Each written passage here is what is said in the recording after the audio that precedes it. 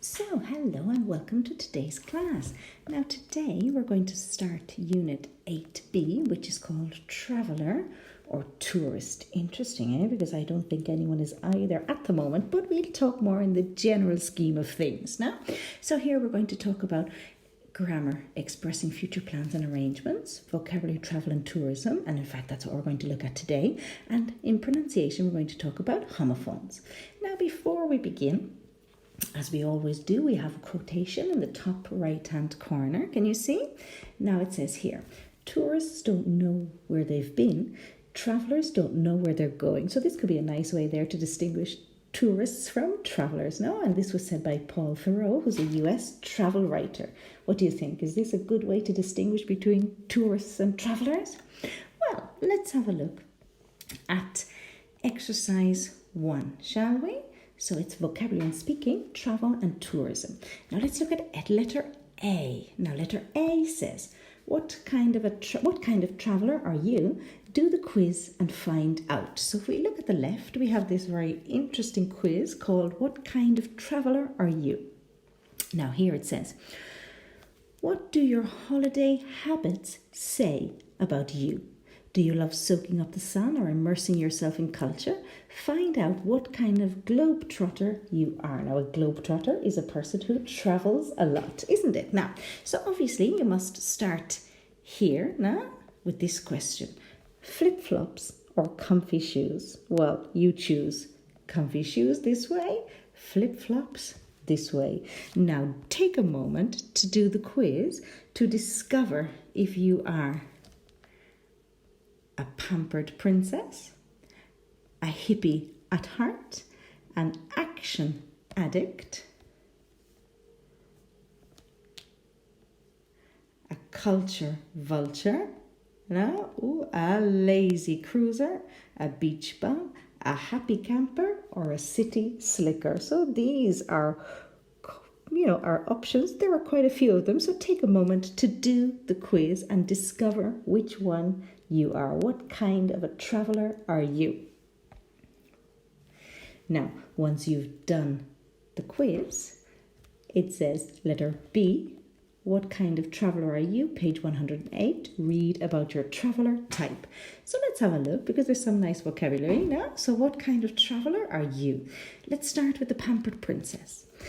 You're at your happiest when you're relaxing in the spa, indulging in beauty treatments, or simply curled up in a fluffy bathrobe sipping a fruit tea.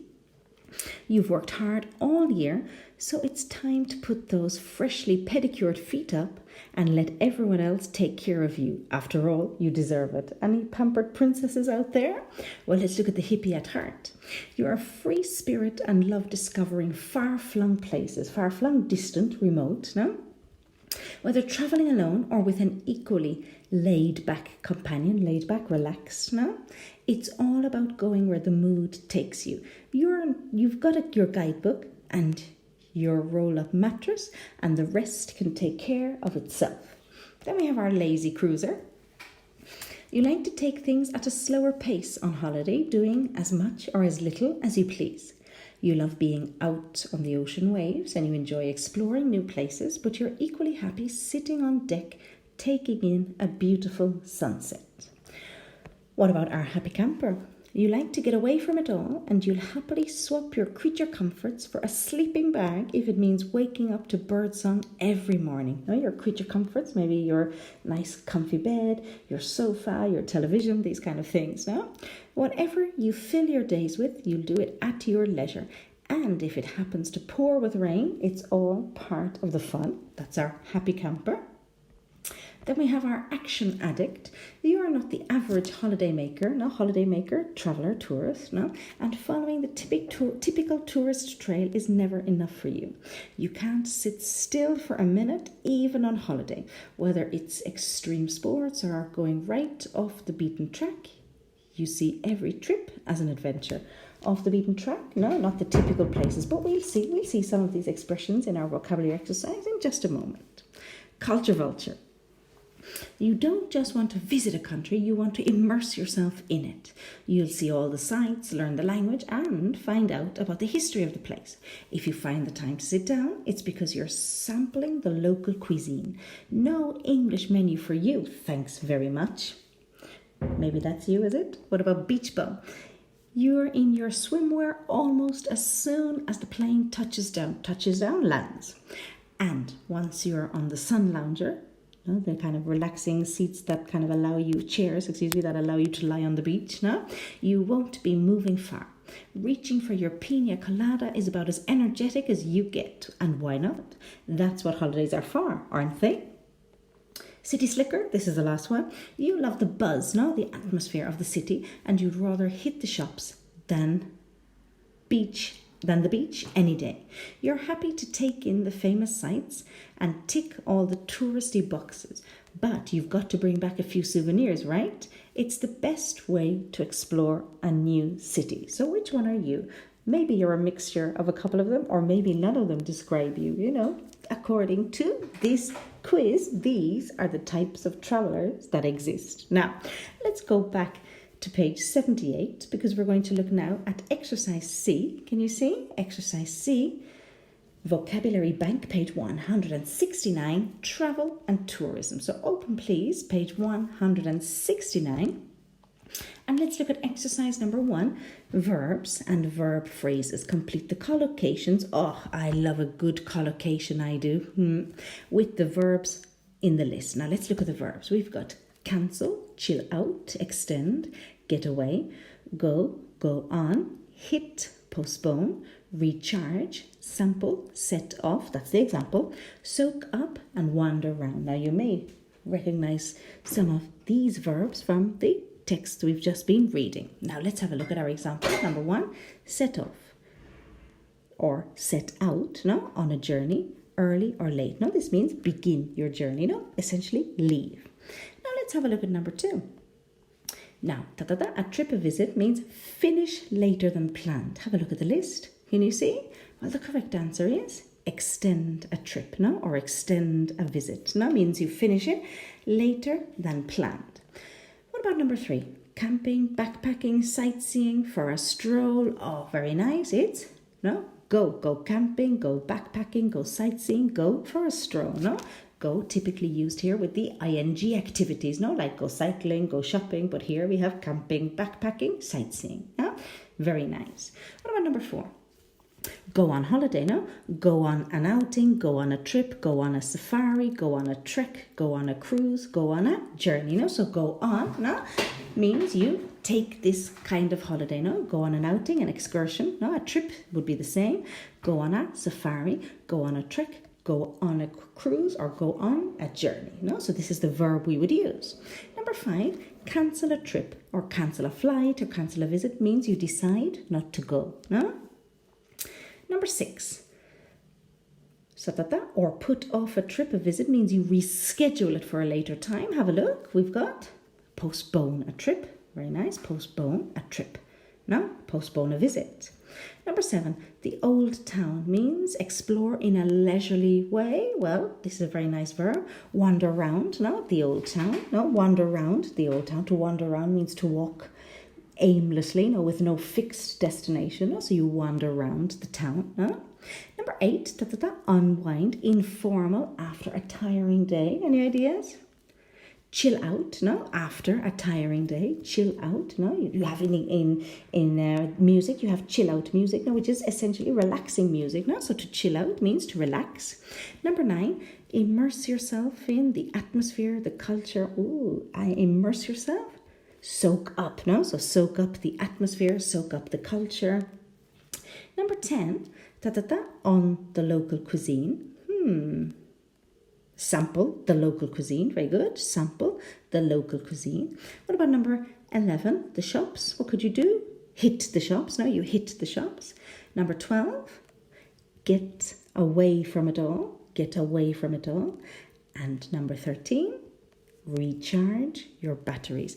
Now here we have 11, 12 and 13, which are idiomatic expressions And of course it says, what do you think the 3 idioms mean? So if we look at number 11, to hit the shops means you go shopping. Let's hit the shops, let's go shopping.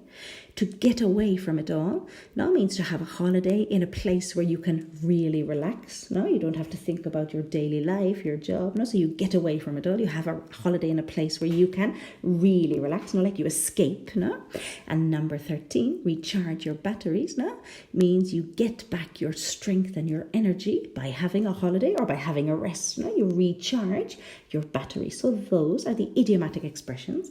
Now let's listen and check. Well, we've already checked, but let's listen. It's always nice to hear the professionals. 4.27 Travel and tourism. Verbs and verb phrases. 1, Set off on a journey. 2, Extend a trip. 3, Go camping. 4, Go on holiday. 5, Cancel a trip. 6, Postpone a trip. 7, Wander round the old town. 8, Chill out after a tiring day. 9, Soak up the atmosphere. 10, Sample the local cuisine. 11, Hit the shops. 12, Get away from it all. 13, Recharge your batteries. Now again, just for more listening experience. Now let's move on to exercise 2, describing places. Complete the sentences with the words or phrases in the list. So let's look at the words or phrases. So we've got breathtaking, dull, lively, off the beaten track, overcrowded, overrated, that's the example, picturesque, remote, spoilt, tacky, touristy, unspoilt. Now let's look at the example.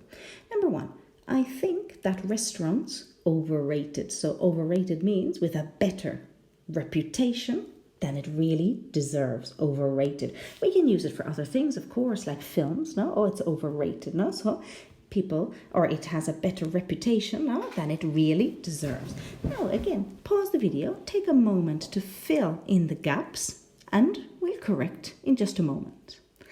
Now, are you ready to correct? Here we go. Number 2. Now again, some of these don't fit in the gap, so bear with me. We'll be able to see them, don't worry. The museum's pretty, but the cafe's good. Now we're looking for a word which means boring. Well, the correct answer is dull. Now the museum's pretty dull. What about number 3? The shops are quite, but we bought some nice things. So designed to attract a lot of tourists. If something is designed to attract a lot of tourists, it is touristy. Now, so the shops are quite touristy. What about number 4? The seafront has been by all the new hotels. Now, we're looking for an adjective which means changed for the worse. Change for the worse. Spoilt. Now, the seafront has been spoilt by all those new hotels. What about number 5? It's a really area at night, full of life and energy. Did you get that one? Lively. Now, it's a really lively area. It's full of life, full of energy. What about number 6? We found a tiny cafe in the back streets of Venice, right? Away from where people normally go. Now, this is interesting. Away from where people normally go. And of course, it's one that doesn't fit in the gap. So let's have a look. Excuse me. It is off the beaten track. Now, so we found a tiny cafe in the back streets of Venice, right off the beaten track, away from where people would normally go. Off the beaten track. What about number 7? The pool is always with too many people. Now again, this one doesn't fit, but bear with me. So the pool has always too many people. Overcrowded. So the pool is always overcrowded, with too many people. Overcrowded. Now, what about number 8? The view is absolutely, and again this one doesn't fit, very impressive or spectacular. It is breathtaking. The view is absolutely breathtaking. No, it takes your breath away. No, take my breath away.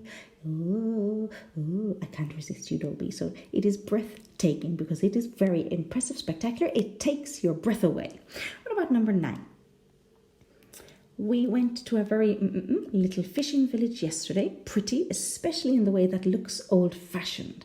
Now again, this one doesn't fit. It is picturesque. Now we went to a very picturesque little fishing village. Now pretty, especially in a way that looks old-fashioned. No, quaint. Picturesque or quaint would be another one.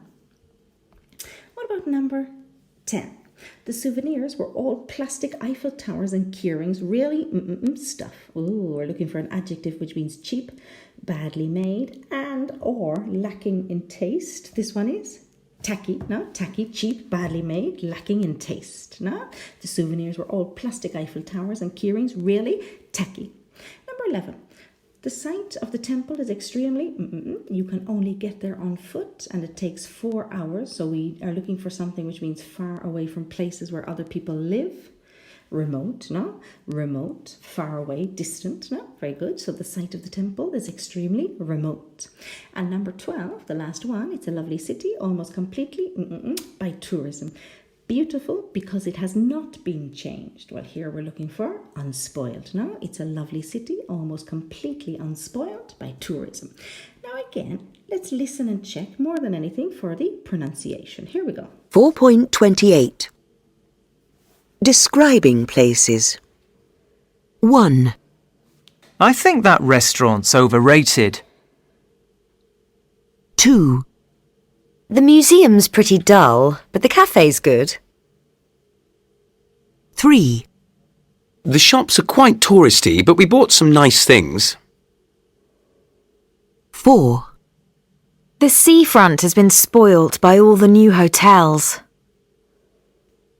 5, It's a really lively area at night. 6, We found a tiny cafe in the back streets of Venice, right off the beaten track. 7, The hotel pool is always overcrowded. 8, The view is absolutely breathtaking. 9, We went to a very picturesque little fishing village yesterday. 10, The souvenirs were all plastic Eiffel Towers and key rings, really tacky stuff. 11, The site of the temple is extremely remote. You can only get there on foot, and it takes 4 hours. 12, It's a lovely city, almost completely unspoilt by tourism. Now, so those are your sentences, just to get a little different ear to them. Now, we have some exercises here. Talk about your last holiday using some of the collocations in exercise 1. Or can you think of a place in your country that you could describe with each of the adjectives in exercise 2? So remember, if you have any ideas and you want to share them, you can send them to me. You can direct message me in WhatsApp if you would like to share your ideas. And we'll go back to page 78, but essentially that's all for today. Thanks for watching.